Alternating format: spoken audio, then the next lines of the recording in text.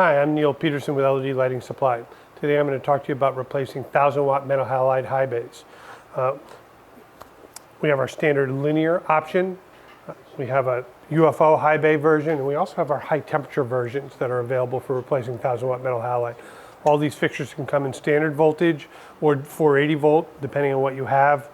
Usually you find you want around 40 to 45,000 lumens, really depending on the height of the fixture being mounted and how much light you want will determine how many you really want. We can run a lighting plan to help determine that for you. We have linear fixtures.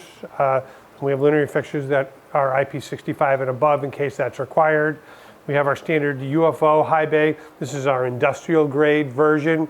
We also have a commercial version, but puts out great light and is used all over the US and world.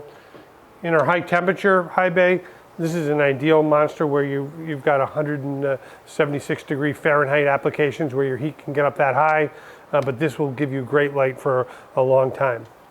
So give us a call, let us know what your requirements are, and we can recommend the right fixture to replace your 1000-watt metal halide high bay. Thank you.